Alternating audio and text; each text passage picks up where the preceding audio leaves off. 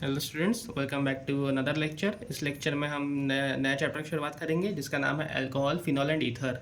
तो फर्स्टली हम alcohol phenols को पढ़ेंगे, फिर अगले लेक्चर्स में हम ईथर्स को पढ़ेंगे। तो पहले हम क्लासिफिकेशन की समझ जाते हैं कि हम अल्कोहल फिनॉल्स को क्लासीफाई कैसे करते हैं। तो इनकी क्लासिफिकेशन जो होता है, पहली बात तो हमने पढ़ा था कि हेलोजन कंपाउंड्स के बेसिस पे होते हैं एंड अल्कोहल्स को हम गिनते हैं on the basis of OH groups. तो हम पहले अल्कोहल्स को पढ़ लेते हैं, फिर हम आगे जाएंगे फिनॉल्स के उसमें। अल्कोहल्स को हम देख लेते हैं। यहाँ पे अल्कोहल्स में लिखा है जैसे कि अल्कोहल जो होता है उनको कैसे क्लासीफाई किया जाता है। तो अल्कोहल के 3 टाइप्स होते हैं, मोनो, डाई एंड ट्राईहाइड्रिक्स।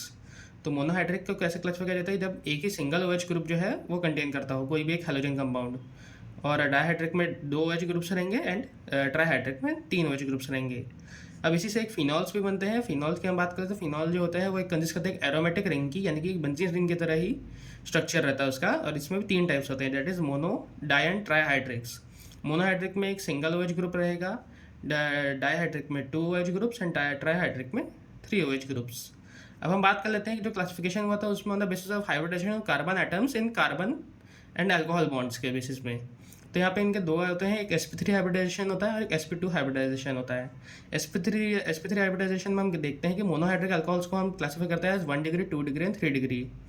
एंड इसके अगले आते हैं एल्काइलिक अल्कोहल्स, जिसमें OH ग्रुप जो होता है वो कार्बन के जैसे कार्बन डबल बॉन्ड के कोई कंपाउंड से उनके नेक्स्ट कार्बन को अटैच रहेगा।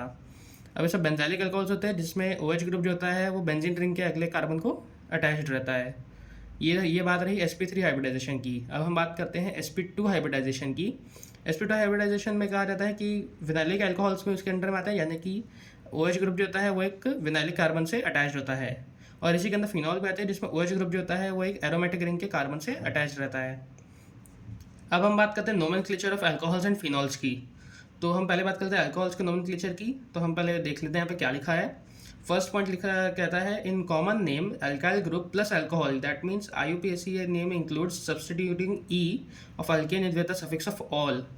यानी कि अल्काइल ग्रुप प्लस अल्कोहल को जैसे हम कहते थे मेथेनॉल, तो मिथेनॉल में पहले मीथेन होता था दैट इज ई, तो हम ई को हटा के ऑल ऐड करते हैं that is methanol, that is CH3OH। अब हम इसका सेकंड पॉइंट को देख सकते हैं। In case of polyhydric alcohols e often written as n is retained and prefixes of di tri tetra are used before ol to indicate number of OH groups. जैसे कि अगर पॉलीहाइड्रिक है, जैसे कि अगर ब्यूटेन एंड ब्यूटेन के ऊपर से जाते हैं, जब हम आगे नेक्स्ट कंपाउंड्स को देखेंगे तो उसमें हमारा जो भी होता है वहाँ पे हम ई को हटा देते हैं और एक एन का सफिक्स को ऐड कर देते हैं। And prefix of di try and tetra को भी ऐड किया जाता है बिफोर ऑल। और इससे हमारा डाटा टेट्रा से हमें समझ में आता है कि हमें कितने नंबर ऑफ OH ग्रुप्स है। अब हम थर्ड पॉइंट को देख लेते हैं। In case of cyclic alcohols prefix cyclo is used before the root word and the carbon to which OH is attached is number 1। जैसे कि हम बात करते हैं हेक्सेन की। अगर हेक्सेन कंपाउंड में अगर OH है तो उसको लिखेंगे 1 साइक्लोहेक्सेन, बिकॉज जहाँ पे भी OH ग्रुप है उसको 1 डिग्री ना फर्स्ट नंबर नाम दिया जाता है। अब हम बात कर लेते हैं फिनॉल्स के नोमेनक्लेचर की। तो यहाँ पे फिनॉल्स में लिखा जाता है in common name ortho, meta and para are used in IUPAC names numerals 1,2, 1,3 and 1,4 are used. अगर हम फिनॉल्स की बात करें नोमेनक्लेचर में, तो फिनॉल्स क्या होता है, एक बेंजीन रिंग के फॉर्म में एक OH सबसे पहले अटैच्ड रहेगा। तो वहाँ पे अगर फिनॉल्स अगर 1 डिग्री है तो सिर्फ फिनॉल लिखा जाएगा। अगर नॉर्मल नेम्स हम उसको ortho and Meta and para भी लिख सकते हैं, लेकिन नॉर्मल उसमें हम लिखेंगे इसे 1,2, 1,3 एंड 1,4। ये IUPAC नेम्स होते हैं। IUPAC नेम्स हमने चैप्टर 1 में भी पढ़े थे। IUPAC का अभी भी फिर वापस से फुल फॉर्म बता देते हैं, that is international union of pure and applied chemistry.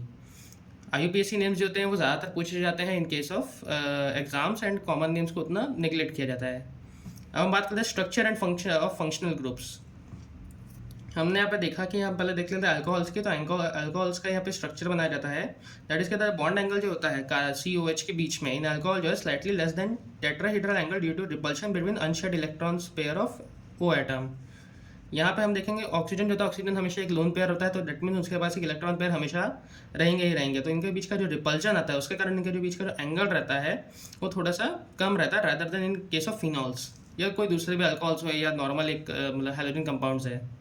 अब हम देख लेते हैं फिनॉल की। तो फिनॉल में लिखा रहता है the carbon oxygen bond length in phenol is slightly shorter than that of alcohols due to partial double bond character and sp2 hybridization state of carbon to which oxygen is attached to phenol. यहाँ पर लिखता है कि carbon oxygen का जो bond length होता है वो फिनॉल का अल्कोहल से भी कम होता है। रीजन इज कि यहाँ पे पार्शियल डबल बॉन्ड आता है, क्योंकि हम जानते हैं बेंजीन रिंग जो है रोटेट करती है, तो पार्शियल डबल बॉन्ड आता ही आता है। ऑक्सीजन के साथ में लोन पेयर भी है, तो हमारा sp2 हाइब्रिडाइजेशन के कारण जो है इसका जो एंगल होता है बहुत ज़्यादा कम रहता है। तो अगले लेक्चर में हम देखेंगे कि preparation of alcohol and phenol. और तब तक के लिए thank you and please subscribe and thank you so much for watching.